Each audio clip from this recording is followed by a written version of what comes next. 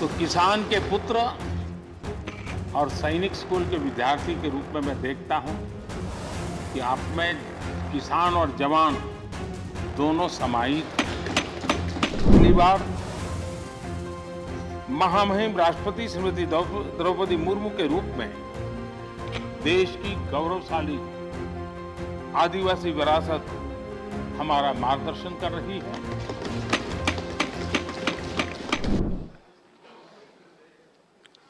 Honorable Prime Minister,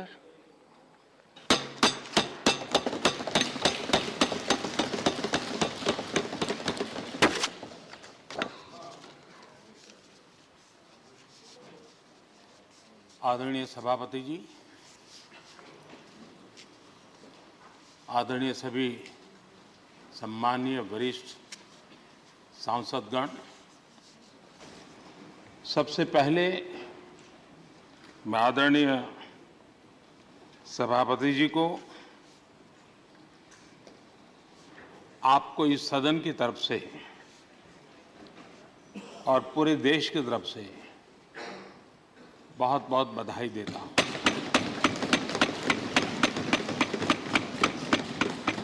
आपने एक सामान्य परिवार से आकर के संघर्षों के बीच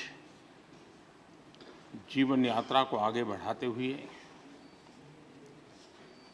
आज जिस स्थान पर पहुंचे हैं वो देश के कई लोगों के लिए अपने आप में एक प्रेरणा का कारण है। इस उच्च सदन में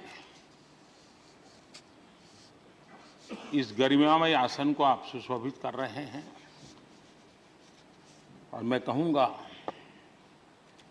कि किठाना के लाल उनकी जो उपलब्धियां लोग देश देख रहा है तो देश की खुशी का ठिकाना नहीं है।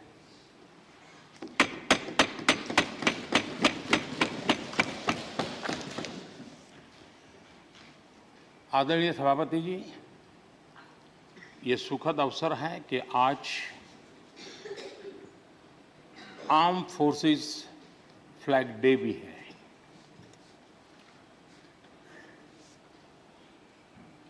आदरणीय सभापति जी, आप तो झुंझुनू से आते हैं। झुंझुनू वीरों की भूमि है। शायद ही कोई परिवार ऐसा होगा कि जिसने देश की सेवा में अग्रिम भूमिका न निभाई हो। और ये भी सोने में सुहागा है कि आप स्वयं भी सैनिक स्कूल के विद्यार्थी रहे हैं। तो किसान के पुत्र और सैनिक स्कूल के विद्यार्थी के रूप में मैं देखता हूं कि आप में किसान और जवान दोनों समाहित हैं।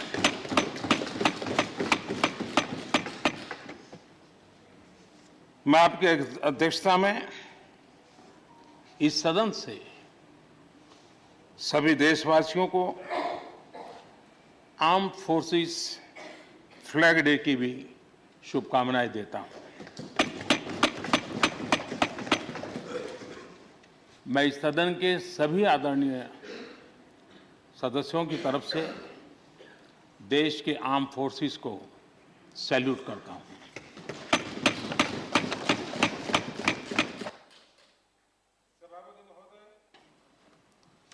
आज संसद का ये उच्च सदन एक ऐसे समय में आपका स्वागत कर रहा है जब देश दो महत्वपूर्ण अवसरों का साक्षी बना है।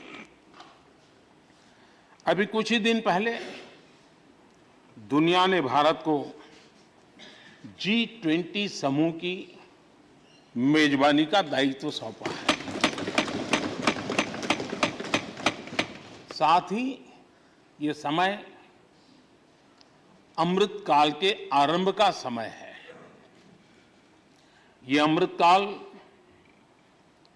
एक नए विकसित भारत के निर्माण का कालखंड तो होगा ही, साथ ही भारत इस दौरान विश्व के भविष्य की दिशा तय करने में भी बहुत अहम भूमिका निभाएगा। आदरणीय सभापति जी, भारत की इस यात्रा में हमारा लोकतंत्र, हमारी संसद, हमारी संसदीय व्यवस्था, उसकी भी एक बहुत महत्वपूर्ण भूमिका रहेगी। मुझे खुशी है कि इस महत्वपूर्ण कालखंड में उच्च सदन को आपके जैसा सक्षम और प्रभावी नेतृत्व मिला है। आपके मार्गदर्शन में हमारे सभी सदस्यगण अपने कर्तव्यों का प्रभावी पालन करेंगे। ये सदन देश के संकल्पों को पूरा करने का प्रभावी मंच बनेगा। आदरणीय सभापति महोदय, आज आप संसद के उच्च सदन के मुखिया के रूप में अपनी नई जिम्मेदारी का औपचारिक आरंभ कर रहे हैं। इस उच्च सदन के कंधों पर भी जो जिम्मेदारी है, उसका भी सबसे पहला सरोकार देश के सबसे निचले पायदान पर खड़े सामान्य मानवीय के हितों से ही जुड़ा है। इस कालखंड में देश अपने इस दायित्व को समझ रहा है और उसका पूरा जिम्मेदारी से पालन कर रहा है। आज पहली बार महामहिम राष्ट्रपति श्रीमती द्रौपदी मुर्मू के रूप में देश की गौरवशाली आदिवासी विरासत हमारा मार्गदर्शन कर रही है। इसके पहले भी श्री रामनाथ कोविंद जी ऐसे ही वंचित समाज से निकलकर देश के सर्वोच्च पद पर पहुंचे थे और अब एक किसान के बेटे के रूप में आप भी करोड़ों देशवासियों की, गांव, गरीब और किसान की ऊर्जा का प्रतिनिधित्व कर रहे हैं।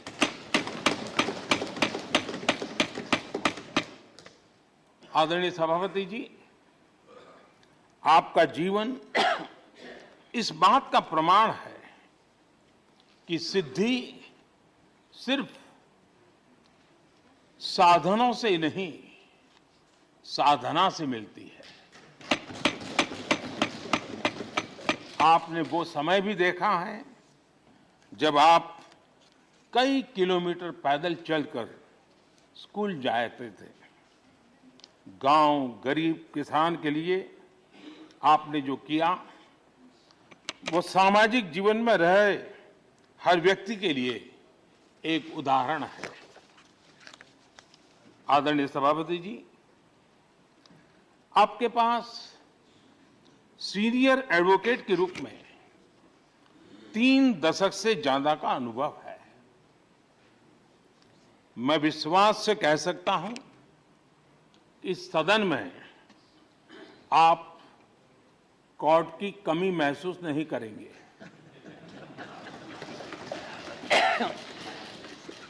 क्योंकि राज्यसभा में बहुत बड़ी मात्रा में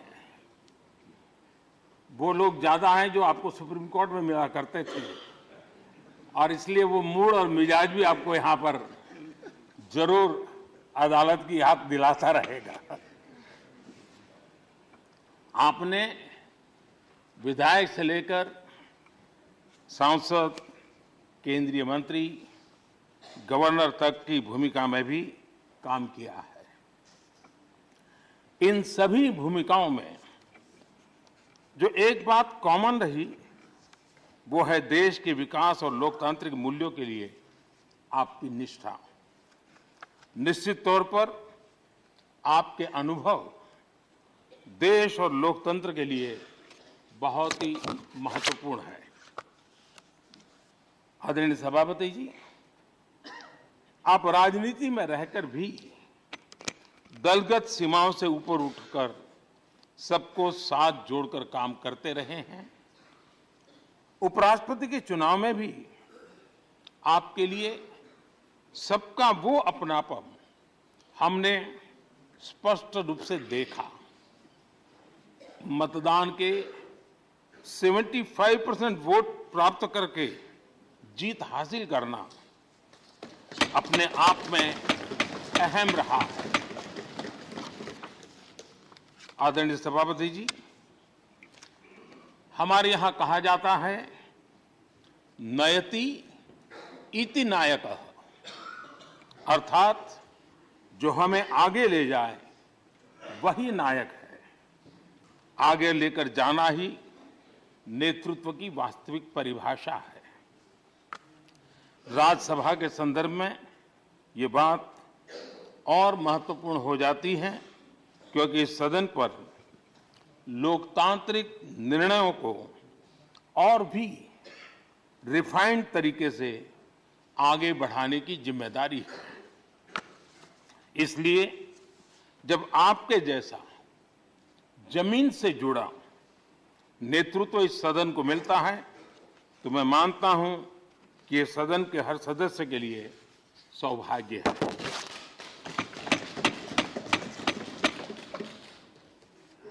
आदरणीय सभापति जी, राज्यसभा देश की महान लोकतांत्रिक विरासत की एक संवाहक भी रही है और उसकी शक्ति भी रही है।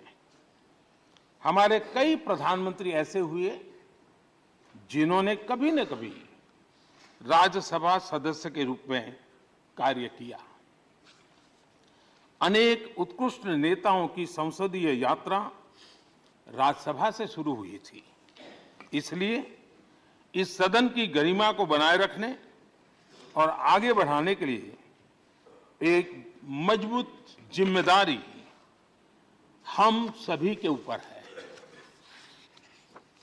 आदरणीय सभापति जी, मुझे विश्वास है कि आपके मार्गदर्शन में ये सदन अपनी इस विरासत को, अपनी इस गरिमा को आगे बढ़ाएगा, नई ऊंचाइयां देगा। सदन की गंभीर चर्चाएं, लोकतांत्रिक विमर्श लोकतंत्र की जननी के रूप में हमारे गौरव को और अधिक ताकत देंगे। आदरणीय सभापति महोदय जी, पिछले सत्र तक हमारे पूर्व उपराष्ट्रपति जी और पूर्व सभापति जी इस सदन का मार्गदर्शन करते थे और उनकी शब्द रचनाएं, उनकी तुकबंदी सदन को हमेशा प्रसन्न रखती थी। ठहाके लेने के लिए बड़ा अवसर मिलता था। मुझे विश्वास है कि आपका जो हाजिर जवाबी स्वभाव है वो उस कमी को कभी खलने नहीं देगा और आप सदन को वो लाभ भी देते रहेंगे। इसी के साथ मैं पूरे सदन की तरफ से, देश की तरफ से, मेरी तरफ से आपको बहुत बहुत शुभकामनाएं देता हूं। धन्यवाद।